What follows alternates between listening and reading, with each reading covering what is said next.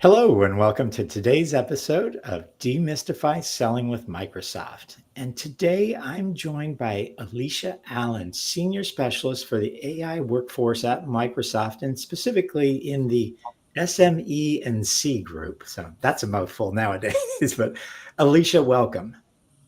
Yeah, thanks for having me. Yeah, no, I'm very excited. And for those that don't know Alicia, I'm going to ask her to give a little bit of background here in a second. But something that for me, I wanted to share is that Alicia has built a reputation for making complex Microsoft initiatives both clear and actionable, not just for customers, but for partners as well. So that's why, Alicia, I really wanted to spend some time with you today and dig into the whole AI movement and how partners can take advantage of it. So, with that, I'd love it if you could just give us a little background of your journey at Microsoft, and more specifically, what it means to be an AI workforce specialist. Sure. So, I guess a little bit of background on me. I've been with Microsoft almost 7 years, coming up here in December.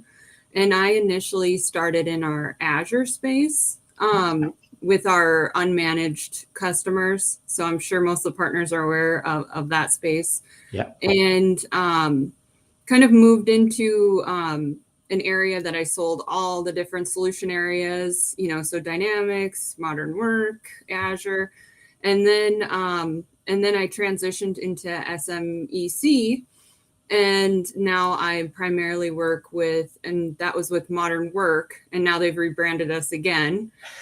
So we are the AI workforce specialist. And primarily, I would say, like I said, it's kind of a rebranding, but very similar to Modern Work, but more in the productivity and collaboration on M365, and also moving into the AI capabilities with M365 Copilot, Copilot Studios. That's kind of where I live. No, I love that. And I think what's really unique, I think, and I don't hear very often, is that you've had an opportunity to touch most of the product sets inside of Microsoft. You've touched Dynamics, you've touched Azure, Modern Work. So that has to give you such a unique perspective especially when it comes to AI. So yeah, I'm very excited for our conversation. And maybe at a high level, you could talk to me about what you're seeing in the sort of larger customer base, the SME and C customer base, when it comes to AI. Are they, is it everyone talking about it? Is there people really moving forward on it? I'd love to just get your take on that. Yeah, so I have in my space, I have a lot of different industries. So I'm not industry specific. I know that's a new initiative in my space. There are some industry focused sellers out there. So just heads up. But that's not me. I live in all the different industries. So I see a lot of different things. And I would say the one thing that's been intriguing to me the most is is this going to be something that I'm going to do? Or it's almost like a given at this point. They know that it's almost like moving to the cloud, right? Like before they're like, I don't know if I should, and then eventually a lot of customers were like, we know we have to do it. It's just when, right? And now it seems to be an urgency of when am I going to get the most value, So, and I'm seeing it amongst all the industries. Some are a little bit slower just because of maybe some housekeeping that they have to do with their own data, their own security. But there's other things we can leverage within my space as well. Like we have Copilot Chat, which is web grounded. So the customers are still able to advance their capabilities with like prompting and things like that without having to, we still have some housekeeping and stuff to do. I love how you put housekeeping around that. That's such a big challenge, I think, for our customers, our joint customers, is that really being prepared for AI it's almost the first step. And I love the analogy of back in the day when we were talking about moving to the cloud. It's really that again. It's like this big sort of tectonic shift, if you will, of the technology. So, could you share maybe some examples of areas you've seen? You talked about sort of Copilot chat, grounded in the web, but what other examples or things have you seen customers or customers and partners look to Microsoft Copilot or Copilot Studio to move their business forward? Yeah, so it's one area that I think Microsoft did really great with, and we did our own study with, sales. Sales is big, and getting to customer information quicker, things like that. They're really able to see some of the metrics. When you have users that are tied to revenue, I find that when we're looking for the how do I tell my leadership the value that I'm bringing. It was really cool that we did that because I don't know if, I'm sure a lot of people have seen Judson's different speeches, but he talks about, we're closing stuff faster, we're increasing sales, it's very measurable. And then in other areas like finance, I know that, Excel was a little slower to adopt on the Copilot side, but now we're seeing a lot of different use cases with that. I have some energy sector customers, health and safety seem to be a very big aspect. Some of the things that we've kind of tapped into are like, what are the biggest fines you end up paying? Like, what are some of those pain points? And where can we help with that? Some things are user experiences, like with financial institutions, if that's a bank or a credit union, how are we going to retain our members or customers? There's so many different avenues to go with it, that you really have to almost like put yourself into that industry and kind of really understand their business and their pain points and what they're trying to achieve, to really kind of make some good recommendations. But sometimes that's just it, is trying to extract that, envisioning, I think, which almost makes me think of like when I used to sell Dynamics, because you'd really have to get into like every piece of the business. And I think that's really what Copilot is doing as well. I love that. And I think it's a shift. If I'm hearing you right, is that you're thinking about starting at the business outcome. So I love the different examples, like the thinking about the fines in health and safety organizations, like, starting there, that's a real pain point, and working back. And obviously, I think Dynamics is a great example of that, where Dynamics touches every part of the business and they all have such different business outcomes. Each department is looking for different things. So I love the fact how you've reframed that. And I think that's something as a partner community, the Microsoft partner ecosystem, and I know I've been guilty of this, is thinking technology first and not business outcomes first. Is that kind of how you view the world as you're moving into this AI workforce role, is thinking business outcomes versus technology first? Yeah. And when you say that, it's kind of interesting because even, I know in the past, I've been modern work, somebody's been Azure, all of this stuff really bleeds into other solution areas. And I think personally that's very confusing for customers, for us to be like, I'm M365 Copilot. And Right. they're just like, AI is this, and I want to solve this. And so I think it's our job as Microsoft and the partner to really help them identify the solutions that are going to make the most sense in each of those scenarios. And a lot of times it may be, I think, just kind of helping them map that and identify where we're going, because that's a lot for the customer to comprehend. They're trying to do something new altogether, and then they're like, which one is it? Which Copilot am I using?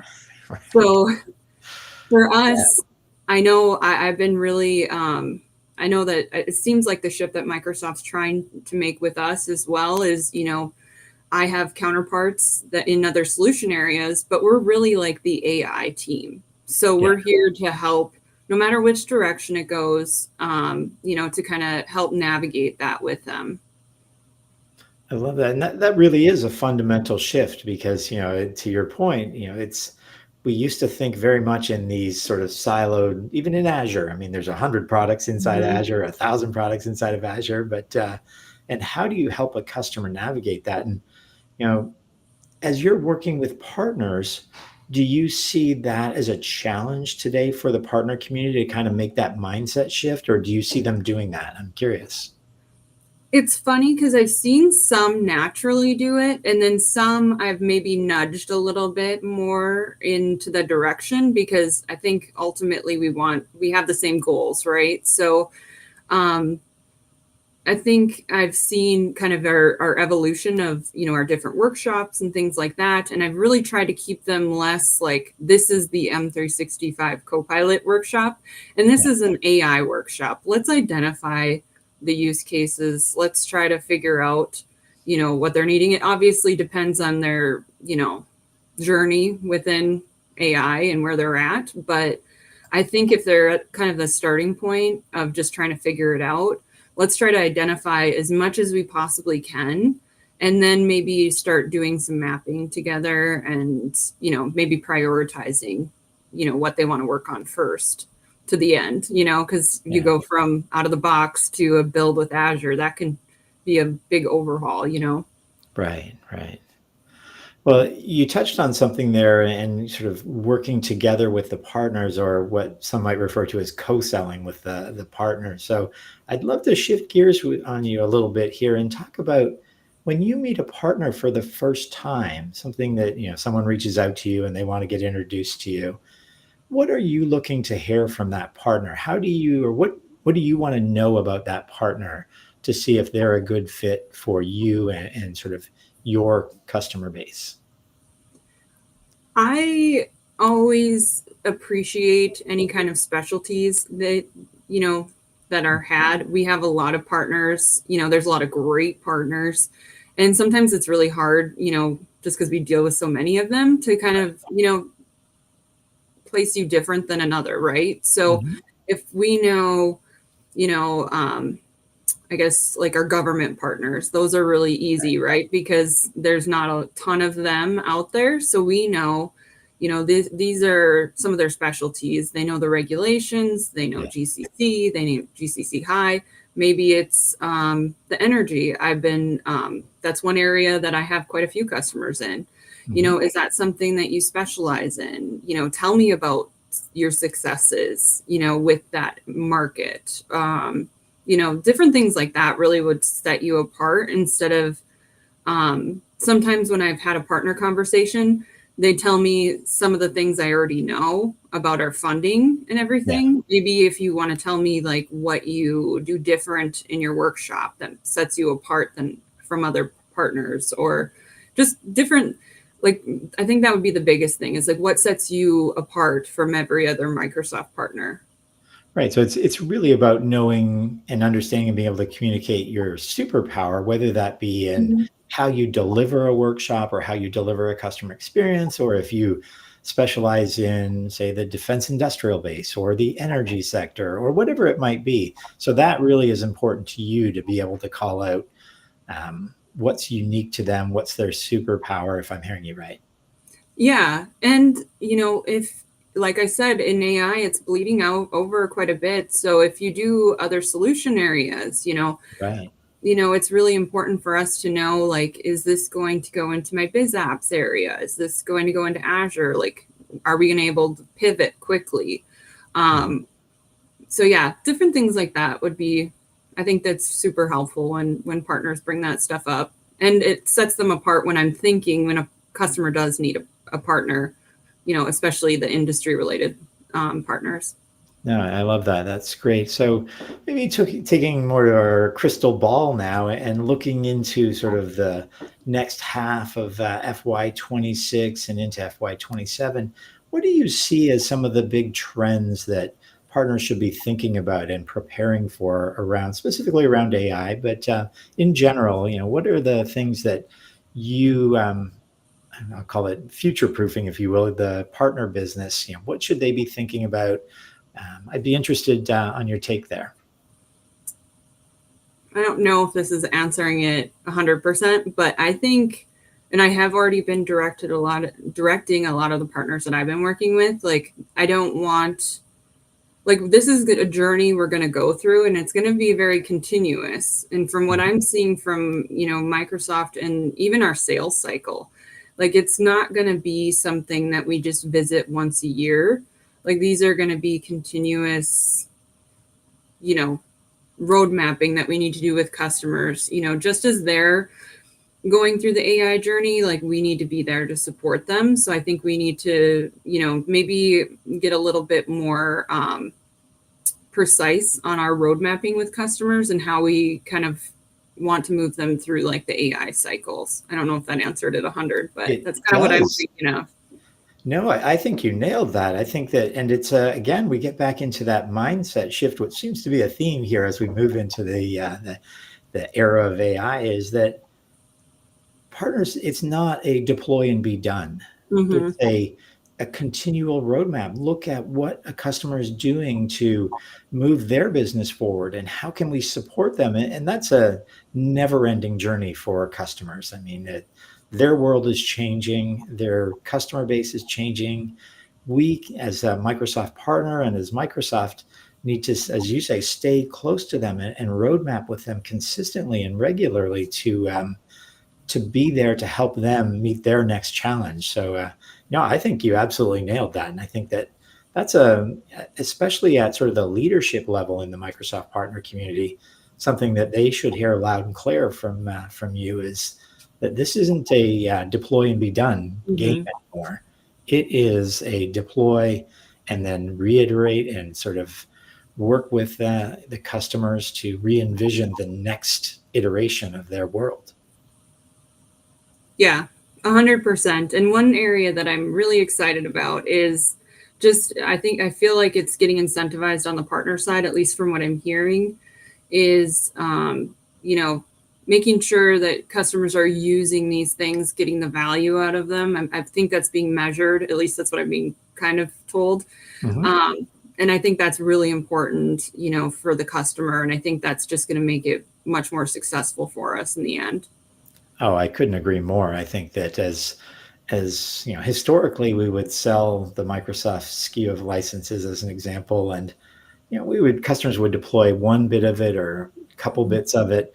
But now with AI, it's important that we start to bring all of the pieces together, and it really makes the experience of leveraging artificial intelligence much more impactful. So I think that you are spot on there as well. That incenting the partner community, incenting our customers to really leverage the whole stack is going to be a big part of going forward.